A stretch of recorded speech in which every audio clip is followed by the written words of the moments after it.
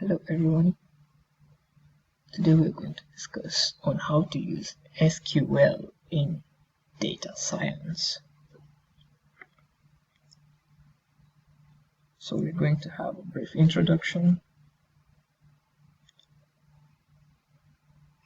then we'll have SQL commands, screenshots, and practice on Jupyter and Python version 3 with SQL, of course. SQL as the library.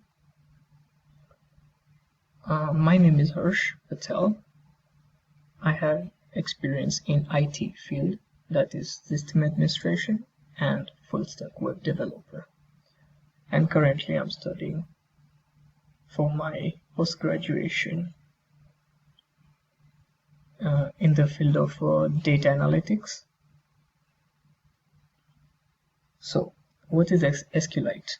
It's a software library that provides a relational database management system. Light in SQLite means lightweight in terms of setup, database administration, and requirement. So today we're going to use SQLite but in Jupyter Notebook, and we'll be using the following commands. That's to create a database, select a particular table from the database, update a row from database, use wildcards for retrieving data. That's conditional statements. Will be altering table from database, and at the end of the time we'll drop the table from the database or delete it. So here are the steps that I followed. That's creating a table, inserting data, manipulating data, and visualizing the data itself. Here's a script or a sample script of on how I created the table. This is how it looks when you call the function or you call the table. That's how it will be visualized in a table format. And this is how it will be visualized in a chart format. So let's not waste time and jump to Anaconda and launch our Jupyter Notebook here.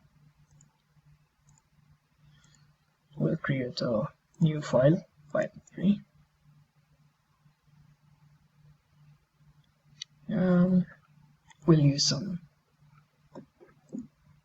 we need to load the libraries now. That is the SQLite library. So we'll start by typing %load _ extension SQL, and we run it.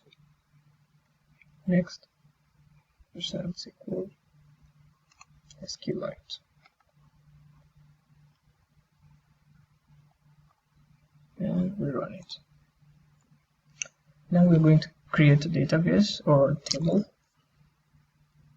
I'm just going to copy my scripts that I already created or queries that I already created.